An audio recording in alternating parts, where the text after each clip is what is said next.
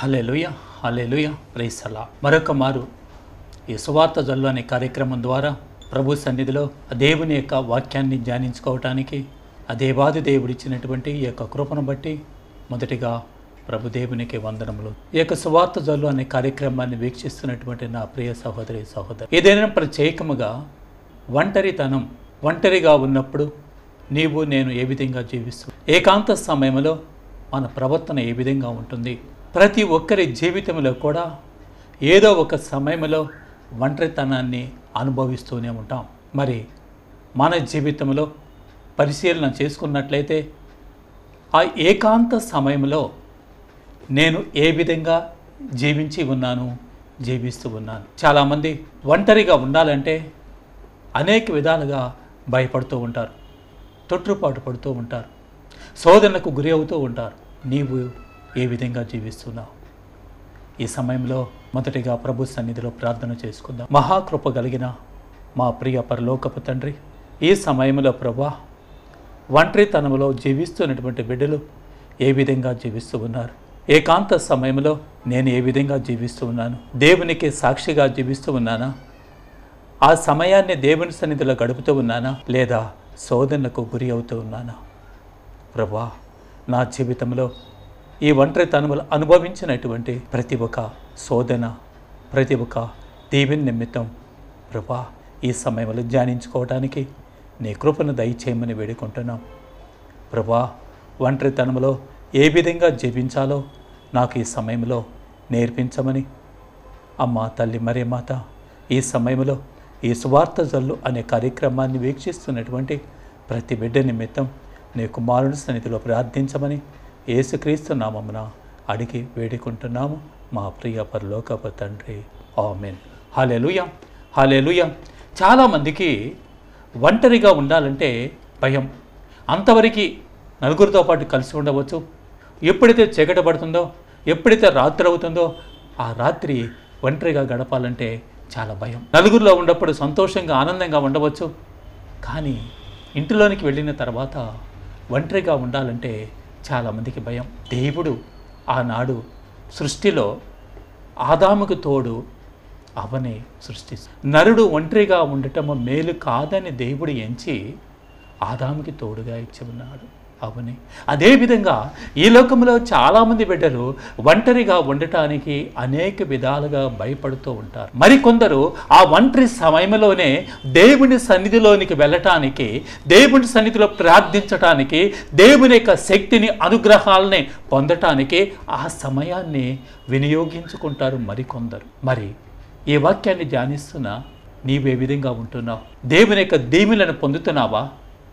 లేదా సాతాను శోధనకు గురి అవుతున్నావా? ఒక్కసారి పరిశీలన చేసుకుందాం. మొదటిగా చూసినట్లయితే చాలామంది భయపడుతూ ఉంటారు. ఎందుకు భయం? ఒంటరిగా ఉండాలంటే భయం మనం చూస్తూ ఉన్నాము. అలాంటి వారితో దేవుడు పలుకుతూ ఉన్నాడు ఈ సమయంలో. అయ్యో, నాకు నిద్ర పట్టడం లేదు, ఒంటరిగా ఉండాలంటే భయం వేస్తుంది. వయసుతో నిమిత్తం లేదు, చిన్న పెద్ద అనే లేకుండా ఎంతోమంది భయపడు. వారితో ప్రత్యేకముగా దేవుడు ఈ సమయంలో పలుకుతూ ఉన్నాడు. ఆదికాండం 15వ అధ్యాయము 1వ వచనంలో ప్రభు అంటున్నాడు, భయపడకు, నేను నిన్ను డాలు వలె కాపాడుదును. నువ్వు ఏమాత్రం కూడా భయపడని అవసరం లేదు, నేను నీకు డాలు వలె నిన్ను కాపాడుతానని ప్రభు దేవుడు అంటున్నాడు. మరి అదే ప్రభు అనేక మార్లు తన బిడ్డలతో పలుకుతూ ఉన్నాడు, మీరు భయపడవలదు, నేను నీకు తోడుగా ఉన్నాను. అనేక మార్లు ప్రభు దేవుడు పలుకుతూ ఉన్నాడు. ఎవరైతే భయపడుతూ ఉన్నారో, ఎవరైతే భయపడుతూ దేవుని సన్నిధికి రాలేకపోతూ ఉన్నారో వారితో దేవుడు ప్రత్యేకముగా పలుకుతూ ఉన్నాడు, నా ప్రియ బిడ్డ, నీవు భయపడవలదు, నేను నీకు డాలు వలె నిన్ను కాపాడటానికి సిద్ధముగా ఉన్నాను, నేను నీకు రక్షణగా ఉన్నాను, నన్ను నమ్ము, ధైర్యముగా ఉండు అని ప్రభు దేవుడు పలుకుతూ ఉన్నాడు. అదే ప్రభు అంటున్నాడు, యెషయా గ్రంథం 41వ అధ్యాయము 13వ వచనంలో ప్రభు పలుకుతూ ఉన్నాడు, నేను నీకు దేవుడిని. ఎవరైతే బలహీన స్థితిలో ఉండి ఉన్నారో, ఎవరైతే బలహీన స్థితిలో భయపడుతూ ఉన్నారో వారు ప్రభు దేవుని సన్నిధికి వచ్చి ప్రార్థన గనక చేస్తే ఆ ప్రభు వారితో పలుకుతూ ఉన్నాడు, నేను నీకు దేవుడును, ప్రభుడునైన నేను నీకు బలమును ఒసిగెదెను అని చెప్పి ప్రభు యెషయా గ్రంథం 41వ అధ్యాయము 3వ వచనంలో పలుకుతూ ఉన్నాడు. నేను దేవుడను, నీకు బలమును ఒసిగెదెను, నీవు భయపడకము. ప్రభు దేవుడు బైబిల్ గ్రంథములో దాదాపుగా 365 సార్లు నువ్వు భయపడకము, భయపడకము, భయపడవద్దు, భయపడవలదు అని చెప్పి ప్రభు పలుకుతూ ఉన్నాడు. అదే ప్రభు ఈ సమయంలో అంటున్నాడు, నీవు భయపడవలదు, ఎందుకంటే నేను నీకు తోడుగా ఉందును. అంతేకాదు ఆయన అంటున్నాడు, నేను నిన్ను ఆదుకొందునని ఈ సమయంలో నేను చెబుతూ ఉన్నాను. ఎవరైతే భయపడుతూ ఉన్నారో వారితో ప్రభు దేవుడు అంటున్నాడు, నేను నిన్ను ఆదుకొందును అని ప్రభు దేవుడు అంటున్నాడు. నువ్వు ఎవరిని చూసి భయపడుతున్నావో, ఎవరిని చూసి బలహీన స్థితిలో పడిపోతున్నావో ప్రభు అంటాడు, నీవు వారిని చూసి భయపడవలదు, ఎందుకంటే నేను నీకు తోడై ఉన్నాను, నేను నీకు డాలు వలె కవచమలే ఉన్నాను, నేను నీకు తోడుగా ఉన్నాను, నువ్వు ఎవరిని చూసి కూడా భయపడవలదు అని చెప్పి ప్రభు దేవుడు ఈ సమయంలో మనకి తెలియపరుస్తూ ఉన్నారు. ఎవరైతే బలహీన స్థితిలో పడి భయపడుతున్నారో, దేనిని చూసి భయపడుతున్నారో వారితో ప్రభు అంటున్నాడు, నీవు దేనిని చూసి భయపడవలసిన అవసరము లేదు, నా వైపు చూడు, నేను నీకు తోడై ఉంటానని ప్రభు దేవుడు పలుకుతూ ఉన్నాడు.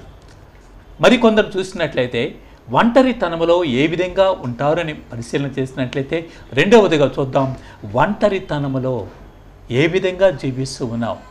మన బైబిల్ గ్రంథంలో చూసినట్లయితే ఒంటరితనములో ఏకాంత సమయంలో దావీదు మహారాజు ఏ విధంగా జీవిస్తున్నాడు తన జీవితాన్ని, ఒంటరితనములో ఎలాంటి అనుభవాన్ని అనుభవిస్తూ ఉన్నాడు అని బైబిల్ గ్రంథంలో చూసినట్లయితే 2 సమూయేలు గ్రంథం 11వ అధ్యాయము 2వ వచనం నుండి కనుక మనం చూసినట్లయితే దావీదు అంతవరకు నిద్రపోయి ఆ నిద్ర నుంచి మేలుకొని బయటకు వచ్చి ఆ మేడ మీద ప్రచారాలు చేస్తూ తిరుగుతూ అటువైపు చూసినప్పుడు ఒక స్త్రీని చూసి ఆ స్త్రీని మోహించి ఆ స్త్రీని తన చెంతకు పిలిపించుకొని ఆమెతో పాపము చేస్తూ ఉన్నాడు. హల్లెలూయా, హల్లెలూయా. ఒంటరితనములో ఏ విధంగా మానవుడు పడిపోతాడు, ఒంటరితనములో ఏ విధంగా మానవుడు పాపానికి గురి అవుతాడు, ఒంటరితనములో ఏ విధముగా పాపం వైపు నడిపించబడతాడు అనేది ఈ బైబిల్ గ్రంథంలో ఈ వాక్యము ద్వారా మనం చూస్తూ ఉన్నాం. ఒక రాజ్యానికి రాజు అయినటువంటి ఆ దావీదు మహారాజు తన సైన్యము యావత్తు కూడా యుద్ధం చేస్తూ ఉంటే యుద్ధానికి వెళ్లకుండా ఇక్కడ ఏం చేస్తున్నాడంటే, ఇదిగో ఆ ఒంటరితనములో అటు ఇటు తిరుగుతూ ప్రచారాలు చేస్తూ ఒక స్త్రీని చూసి ఆ స్త్రీని మోహించి ఆ స్త్రీతో పాపము చేస్తూ ఉన్నాడు. నా ప్రియ సహోదరా, ఎలాంటి కార్యము నువ్వు చేసి ఉన్నావా? ఒక్కసారి ధ్యానించు. ఎంతమంది ఈ లోకములో ఈ ఒంటరితనములో ఇలాంటి పాపము చేసి ఉండి ఉన్నారు, ఎంతమంది ఇలాంటి పాపానికి ప్రోత్సహించబడి ఉన్నారు అని పరిశీలన చేసుకున్నట్లయితే ఎంతోమంది ఒంటరితనములో ఎలాంటి పాపములో పడిపోతూ ఉన్నారు. దావీదు మహారాజు లాంటి వాడే అలాంటి పాపాన్ని చేస్తూ ఉన్నాడు. చేసినటువంటి పాపం ఒక్క పాపముతో అది పోవటం లేదు. ఎప్పుడైతే ఆ స్త్రీతో మోహించి తన దగ్గరికి పిలిపించుకొని ఆ స్త్రీతో పాపము చేసి ఉన్నాడో ఆ పాప ఫలితాన్ని దావీదు మహారాజు అనుభవిస్తూ ఉన్నాడు. ఎప్పుడైతే ఆ స్త్రీ నేను గర్భవతిని పలికి ఉన్నదో వెంటనే భర్త అయినటువంటి ఊరియాని పిలిపిస్తూ ఉన్నాడు. ఊరియాని పిలిపించటమే కాదు, ఆఖరిగా భర్త అయిన ఊరియాని చంపిస్తూ ఉన్నాడు. ఒక పాపాన్ని కప్పిపుచ్చుకోవటానికి మరొక పాపము చేస్తూ ఉన్నాడు. వ్యభిచారం అనే పాపము చేసినటువంటి ఆ దావీదు మహారాజు ఈనాడు భర్త అయినటువంటి ఊరియాని చంపించి మరొక పాపాన్ని చేస్తూ ఉన్నాడు. నా ప్రియ సహోదరా, మనం కూడా మన జీవితాల్లో ఒక చిన్న పాపం చేసి ఆ పాపాన్ని బయలుపరచలేక ఆ పాపాన్ని దాచిపెట్టుకొని ఆ పాపము నుండి విడుదల పొందలేక మరొక పాపము చేసి పాపమనే గోతిలో కురుకుపోతున్నామా? ఒక్కసారి ధ్యానించు, ఎలాంటి స్థితిలోనికి మనం వెళుతూ ఉన్నాము. మరి ఒంటరితనంలో దావీదు చేసినటువంటి పాపం, అదే ఒంటరితనంలో యోసేపు ఏం చేస్తూ ఉన్నాడంటే, ఆ స్త్రీ వచ్చి పాపము చేయమని ఎప్పుడైతే అతని వద్దకు వచ్చి అడుగుతూ ఉందో, వేధిస్తూ ఉందో, అనేక మార్లు అతన్ని బలవంతం చేస్తుందో, ఆ యోసేపు తన ఒంటి మీద ఉన్న వస్త్రాన్ని వదిలిపెట్టి పారిపోతూ ఏకాంత సమయంలో వచ్చినటువంటి ఆ యొక్క సమయాన్ని యోసేపు పలుకుతూ ఉన్నాడు, నేను నా దేవునికి వ్యతిరేకముగా పాపము చేయను అంటున్నాడు. కానీ దావీదు ఒంటరితనములో ఆ వచ్చినటువంటి సమయం పాపము చేయటానికి ప్రోత్సహించబడుతున్నాడు. నా ప్రియ సహోదర, మన జీవితాలను ధ్యానించుకున్నట్లయితే ఒంటరితనములో ఎలాంటి అవకాశాలు వచ్చినప్పుడు అది అనేక రకాలు అయి ఉండవచ్చు. డబ్బు కావచ్చు, స్త్రీ కావచ్చు, ఇంకా రకరకాలైనటువంటి అవకాశాలు వచ్చినప్పుడు నువ్వు ఏ విధంగా ప్రవర్తించి ఉన్నావో ఒక్కసారి గమని. దావీదు వలె ప్రవర్తించి ఉన్నావా? యోసేపు వలె ప్రవర్తించి ఉన్నావా? దావీదు వలె పాపములో పడిపోయి ఉన్నావా? యోసేపు వలె నా దేవునికి వ్యతిరేకముగా నేను పాపము చేయనని పలికి ఉన్నామా? ఒక్కసారి గమనించుకుందాం, ఆత్మ పరిశీలన చేసుకుందాం. ఒకవేళ దేవుని చిత్తానికి వ్యతిరేకముగా ప్రవర్తించి ఉంటే ఆ దావీదు వలె పాపాన్ని ఒప్పుకొని పశ్చాత్తాపముతో ఆయన సన్నిధిలో కన్నీరు కారుస్తూ మరొక మారు అలాంటి పాపము చేయకుండా దేవుని సన్నిధిలో ప్రార్థన చేసుకుందాం. మరొకటి చూసినట్లయితే మూడవదిగా, ఎప్పుడైతే ఒంటరిగా ఉంటావో ఆ ఒంటరితనములో ఉండి ఉన్నప్పుడు, నీ దేవుని నువ్వు స్తుతిస్తూ ఉన్నప్పుడు, నీ దేవుని నువ్వు ఆరాధిస్తూ ఉన్నప్పుడు నీవు దేవుని యొక్క స్వరాన్ని వింటావు అనే వాక్యం పలుకుతూ, ఒంటరితనములో నీవు దేవుని యొక్క స్వరాన్ని వింటావంటావు. ఎప్పుడైతే నీవు ప్రభువుల ఐక్యమవుతావో, నీవు ఒంటరిగా ఉన్నా కూడా దేవుని వైపు చూస్తూ ఆ దేవుణ్ణి ధ్యానించుకుంటూ ఉంటావో, ఆ సమయంలో నీవు దేవుని యొక్క స్వరాన్ని వింటావని వాక్యం పలుకుతుంది. లోకా సువార్త 1వ అధ్యాయము 27వ వచనం చూసినప్పుడు అక్కడ ఉన్నటువంటి ఒక యువతి మరియా తన గదిలో కూర్చొని కొన్ని రాగాలు తీస్తూ ప్రభుని గురించి ధ్యానించుకుంటూ ఉంది. అలాంటి సమయంలో గాబ్రియేలు దూత తల్లి మరియమాత సన్నిధిలోనికి వెళ్ళి ఆ దూత అంటుంది, అనుగ్రహ పరిపూర్ణరాలా నీకు శుభము, అనుగ్రహ పరిపూర్ణరాలా నీకు శుభము కలుగునుగా కానీ పలుకుతూ ఉంది. ఇంకా అంటుంది, ఏలిన వారు నీతో ఉన్నారు అని పలుకుతూ ఉంది. ఎప్పుడైతే నువ్వు ఒంటరిగా ఉన్నా కూడా దేవుని వైపు చూస్తూ దేవుని సన్నిధిలో ధ్యానిస్తూ ఆ దేవునే నీ యొక్క హృదయంలో నింపుకొని ఉంటే ఆ దేవుడే నీతో మాట్లాడుతాడని వాక్యం పలుకుతుంది. ఎప్పుడైతే తల్లి మరియమాత ఆ విధంగా ఉండి ఉన్నదో ఆ గాబ్రియేలు దూత వచ్చి తల్లితో మాట్లాడుతుంది. మరి బైబిల్ గ్రంథములు చూసినప్పుడు అనేక మందితో దేవుడు ఒంటరిగా ఉన్నప్పుడు, ఏకాంతముగా ఉన్నప్పుడు మాట్లాడుతూ ఉన్నాడు. అదేవిధంగా నీవు నేను కూడా ఆ ఒంటరితనములో ఆ ప్రభు యొక్క స్వరాన్ని ఆలకించాలని ఆశిస్తున్నావా? ఆలకించటానికి నువ్వు సిద్ధముగా ఉన్నావా? ఒక్కసారి పరిశీలన చేసుకోవాలి. ఆదికాండం 21వ అధ్యాయము 17వ వచనం చూసినట్లయితే దేవుని యొక్క స్వరం వినగలిగినటువంటి స్థితిలో మనం ఉండాలి. ఇక్కడ హాగారు తన యొక్క బిడ్డను తీసుకొని వెళ్ళి ఎడారిలో ఉన్నప్పుడు దేవదూత ఆగారుతో పలుకుతూ ఉన్నది, ఆగారు నీకేమి ఆపద కలిగి ఉన్నది? దేవదూత వచ్చి ఆగారుతో మాట్లాడుతూ ఉంది, ఆగారును అడుగుతూ ఉంది, ఆగారు నీకేమి ఆపద వచ్చి ఉన్నది?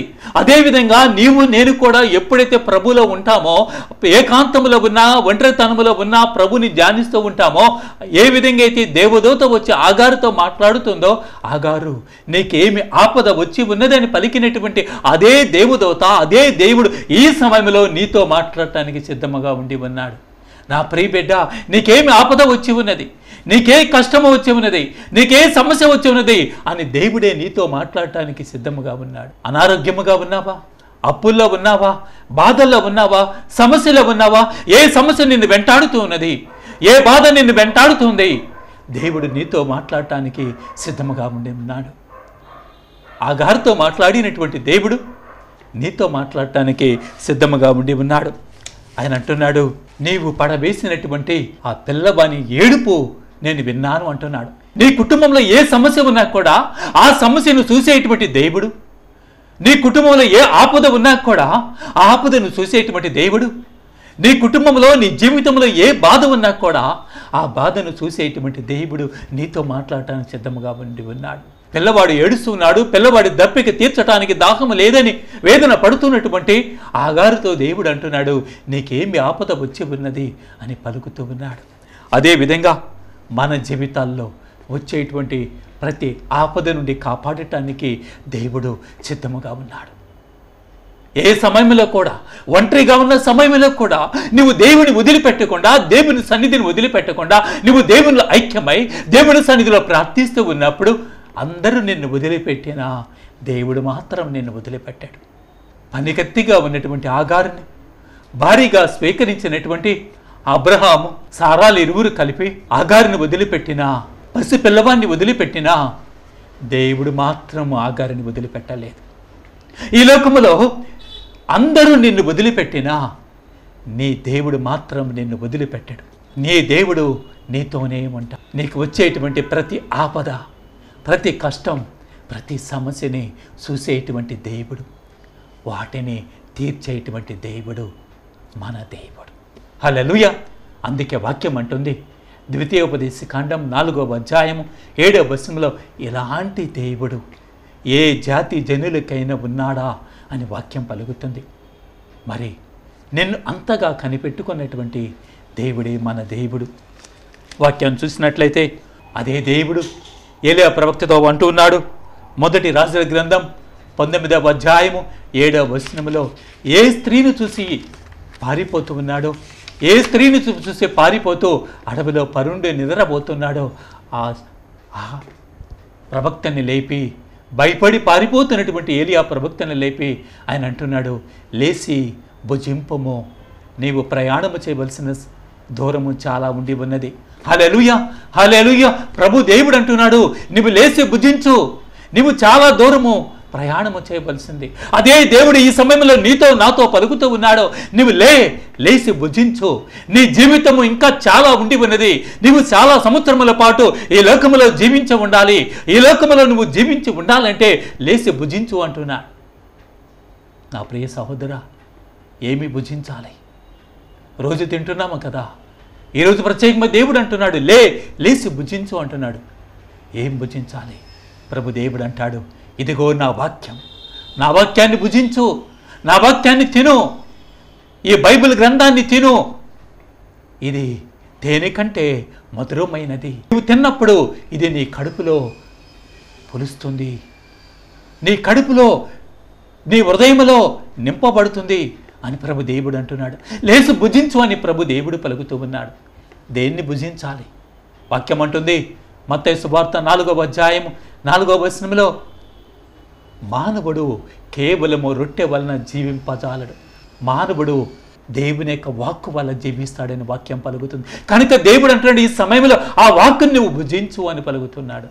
ఎవరైతే ఈ బైబిల్ గ్రంథాన్ని భుజిస్తారో, ఈ బైబిల్ గ్రంథములో ఉన్నటువంటి ప్రతి ఒక్క వాక్యాన్ని ఎవరైతే భుజిస్తూ ఉన్నారో వారితో దేవుడు పలుకుతూ ఉన్నాడు, నేను నీకు తోడై ఉన్నాను, నువ్వు ఎలాంటి స్థితిలో ఉన్నా నేను నీకు తోడుగా ఉండి నేను నిన్ను నడిపిస్తాను, నేను నిన్ను బలపరుస్తాను, నేను నిన్ను దీవిస్తాను, నేను నిన్ను ఆశీర్వదిస్తానని ప్రభు దేవుడు పలుకుతూ ఉన్నాడు.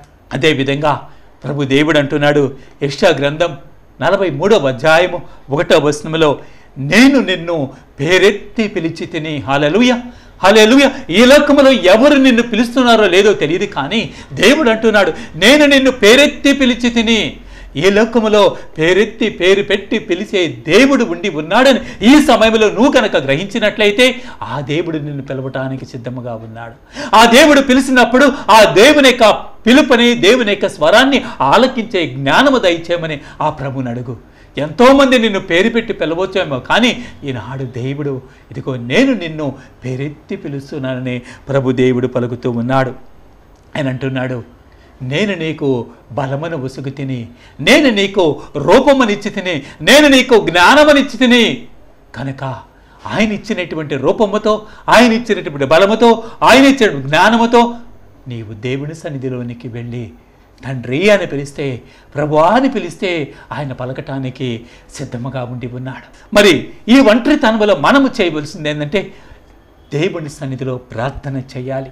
ఒంటరిగా ఉన్న సమయంలో, ఏకాంత సమయంలో దేనిని గురించో ఆలోచన చేయకుండా దేవుని గురించి ఆలోచన చేస్తూ ఆ సమయాన్ని ఇచ్చినటువంటి దేవునికి వందనాలు సమర్పిస్తూ ఆ ఒంటరి తనములో, ఏకాంత సమయంలో నిన్ను సృష్టించినటువంటి దేవుడు, నిన్ను నడిపిస్తున్నటువంటి దేవుడు, నీతో మాట్లాడుతున్నటువంటి దేవుని సన్నిధిలో నీవు కనుక ప్రార్థన చేస్తూ ఉన్నట్లయితే ఆయన నీతోనే ఉంటాడని వాక్యం పలుకుతుంది. మత్తయి సువార్త 6వ అధ్యాయము 6వ వచనం చూసినట్లయితే ఏకాంత సమయంలో, ఒంటరి సమయంలో నీవు దేవుని సన్నిధిలో ప్రార్థన గనక చేస్తూ ఉండి ఉన్నట్లయితే దేవుడు ఎక్కడ ఉంటాడంటే రహస్య కార్యములను గుర్తించే దేవుడు నీ సన్నిధిలోనే ఉండి ఉన్నాడని విశ్వాసముతో, నమ్మకముతో ప్రార్థన చేయమని పలుకుతుంది. రహస్య కార్యములను గుర్తించేటువంటి దేవుడు నీ సన్నిధిలోనే ఉండి ఉన్నాడు. ఎప్పుడైతే ఒంటరిగా ఉండి నీవు దేవుడి సన్నిధిలో ప్రార్థన చేస్తూ ఉన్నావో నీ దేవుడు కూడా నీ దరిలోనే ఉండి ఉన్నాడు. కనుక ఆ రహస్య రూపములో ఉన్న దేవుడు నిన్ను అంటిపెట్టుకొని ఉన్నాడని విశ్వాసముతో ప్రార్థన చేసినప్పుడు నీ ప్రార్థనని దేవుడు ఆలకించటానికి సిద్ధముగా ఉండి ఉన్నాడు. దేవుడు ఎప్పుడు కూడా నీకు తోడుగా ఉంటాడని వాక్యం పలుకుతుంది. నిర్గమకాండం 14వ అధ్యాయం 14వ వచనం చూస్తున్నట్లయితే దేవుడు నీ పక్షమున పోరాడునని వాక్యం పలుకుతుంది. నీవు పోరాడవలసిన సమయంలో నీ దేవుడే నీ పక్షాన ఉండి పోరాడుతాడని వాక్యం పలుకుతుంది. నీవు చేయవలసింది వెళ్ళ ఆ యొక్క పోరాటాన్ని దేవుడికి సమర్పించినట్లయితే నీ పక్షమున దేవుడు పోరాడునని వాక్యం పలుకుతూ ఉంది. విశ్వసిస్తావా? నమ్ముతావా? నమ్మితే ఈ రోజు నుంచి నీవు ఒంటరితనంలో ఏ మాత్రము కూడా భయపడవలసిన అవసరం లేదు. ఎంతోమంది ప్రార్థన చేసి అడుగుతూ ఉన్నారు, అయా నన్ను భయపడిపోతూ ఉన్నాను, ఒంటరిగా జీవించలేకపోతున్నాను, ఒంటరితనంలో నలిగిపోతున్నాను, కృంగిపోతున్నాను, కృషించిపోతున్నాను, భయముతో పలుకుతూ ఉన్నారు. అలాంటి వారితో దేవుడు పలుకుతూ ఉన్నాడు, నీవు ఒంటరితనంలో భయపడవలసిన అవసరం లేదు. నిన్ను భయము నుండి విడనాడి నీలో ఉన్న భయాన్ని పారత్రోలి నిన్ను బలపరిచే దేవుడు నేను నీకు తోడై ఉన్నానని పలుకుతూ ఉన్నారు. ఈ లోకములో ఒంటరిగా జీవిస్తున్నటువంటి ఎంతో మంది ఉండి ఉండగా, మరి ముఖ్యముగా భర్తని కోల్పోయి, భార్యను కోల్పోయి ఒంటరిగా జీవిస్తున్నటువంటి వారు ఈ లోకములో ఎంతో మంది ఉండి ఉండగా, వారు ఈ లోకములో ఎలాంటి సాతాను శోధనలో పడకుండా ఉండాలి అంటే, ఎలాంటి పాపములో పడకుండా ఉండాలంటే నిత్యము నిన్ను కాపాడే దేవుడిని అంటి పెట్టుకొని ఉండాలి. నిత్యము నువ్వు దేవుని వైపు చూస్తూ ఉండాలి. ఒంటరితనంలో ఎలాంటి సాతాను శోధనలకు గురి కాకుండా ఉండాలి అంటే నీవు దేవుణ్ణి వెంబడిస్తూ ఉండాలి. ఏ ఒంటరితనంలో, ఏకాంత సమయంలో కూడా ఎవరి వైపు చూడక, ఏ సాతాను వైపు చూడక, సాతాను శోధనలకు గురి కాకుండా ఉండాలంటే ప్రభుడైన దేవుడి వైపు చూస్తూ ఉండాలి. ఆ దేవుడు అంటున్నాడు, నీవు ఒంటరి దానివి కాదు, నీవు ఒంటరివాడివి కాదు, నేను నీకు తోడై ఉన్నాను, నిన్ను బలపరిచే యావేని నేనే అని పలికినటువంటి దేవుడు, నీకు బలాన్నిచ్చే దేవుడిని నేనే పలికినటువంటి దేవుడు, నీవు ఏ వైపు నడవాలో తెలియనటువంటి స్థితిలో నిన్ను నడిపించే దేవుడిని నేనే అని పలికినటువంటి దేవుడు నిత్యము నీకు తోడుగా ఉంటున్నాడు. ఆగారుకు వచ్చినటువంటి ఆపదను చూసినటువంటి దేవుడు ఈనాడు నీ జీవితంలో నీకు ఎదురవుతున్నటువంటి సమస్యలు చూస్తున్న దేవుడు, ఏ స్థితిలో భయపడిపోతున్నావో, ఏ సమస్యలో కృంగిపోతున్నావో వాటిని చూసేటువంటి దేవుడు నీ దేవుడు. ప్రవక్త అయినటువంటి ఏలియా రాణిని చూసి భయపడి పారిపోతున్న సమయంలో ఏలియాని బలపరుస్తూ దేవుడే ఏలియా చెంతకు. అదేవిధంగా మనం దేనిని చూసి భయపడుతున్నామో, ఏ ఒంటరితనాన్ని చూసి భయపడుతున్నామో, ఏ సాతాను చూసి భయపడుతున్నామో, ఏ సాతాను శోధనలకు చూసి భయపడుతున్నామో, ఎవరిని చూసి భయపడుతున్నావో ఈ సమయంలో వారందరినీ కూడా నీవు ప్రభు దేవుని సన్నిధికి సమర్పించి ఉన్నప్పుడు వారి అందరి నుండి నీకు దేవుడు విడుదలను ఇవ్వటానికి సిద్ధముగా ఉండి ఉన్నాడు. ఈ సమయంలో ప్రత్యేకంగా దేవుడు నీతో మాట్లాడుతూ ఉన్నాడు. ఒంటరిగా జీవిస్తూ ఉన్నావా? ఒంటరితనంలో ఉన్నావా? నా దరికి రా, నేను నీకు తోడుగా ఉంటాను.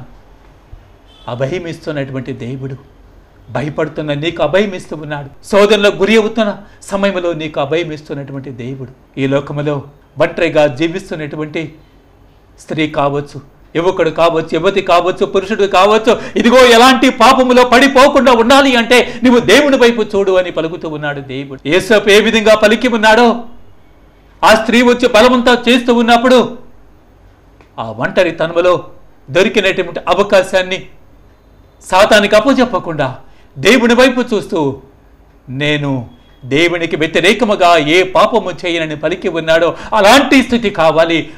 దేవుని సన్నిధిలో ప్రార్థించు.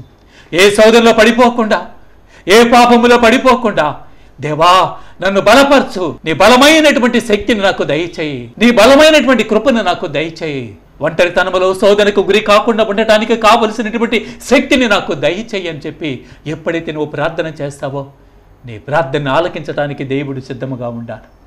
హల్లెలూయా.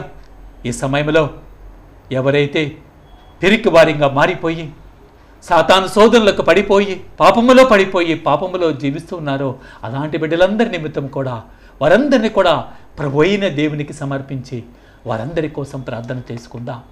ఈ సువార్త జ్వలని కార్యక్రమాన్ని వీక్షిస్తున్నటువంటి బిడ్డలందరినీ కూడా ప్రభు దేవుని సన్నిధిలో, ప్రభు పాదముల సన్నిధిలో సమర్పిస్తూ ప్రార్థన చేసుకుందాం. మహాకృప కలిగిన మా ప్రియ పరలోకపు తండ్రి, ఈ లోకములో ఒంటరిగా జీవిస్తూ పాపపు శోధనలో పడిపోతూ పాపములో పడిపోయినటువంటి ప్రతి ఒక్క బిడ్డని ప్రభువా ఈ సమయంలో మీకు సమర్పిస్తున్నాం. ప్రభువా, ఎవరైతేనైనా ఇలాంటి పాపములో పడిపోయి ఉన్నారో అలాంటి బిడ్డలందరినీ కూడా పాపము నుండి, శాపము నుండి విడుదలను ప్రసాదించి నీ కృపా, కరుణ, ప్రేమలను వారిపై నింపమని వేడుకుంటున్నాం. ఆనాడు అగారు యొక్క ఆపదను చూసినటువంటి దేవుడు, అగారుకు వచ్చినటువంటి కష్టమును చూసినటువంటి దేవుడు, ఏలియా ప్రవక్తకు వచ్చినటువంటి కష్టాన్ని చూసినటువంటి దేవుడు, ఈనాడు నీ బిడ్డలు ప్రభువా ఎవరైతేనైనా ఒంటరిగా జీవిస్తూ ఎలాంటి కష్టములో సమస్యలో ఉండి ఉన్నారో నాయనా, అలా వారి యొక్క ప్రతి ఒక్క కష్టము నుండి, ప్రతి ఒక్క సమస్య నుండి, ప్రతి ఒక్క శాపము నుండి విడుదలను ఇచ్చి ప్రభువా బలమైన హస్తముతో ప్రభువా వారిని తాకి నాయన వారిని బలపరచమని ప్రభువా, ఒంటరితనములో కూడా ప్రభువా ఏ పాపంలో పడిపోకుండా వారికి కావలసినటువంటి నాయన నీ కృపను దయచేయమని వేడుకుంటున్నాం. ఈ సమయంలో ప్రభువా భార్యాభర్తల మధ్య సఖ్యత లేనటువంటి కుటుంబాలను మీకు సమర్పిస్తూ వారికి కావలసిన సఖ్యతను ప్రసాదించమని వేడుకుంటున్నాం.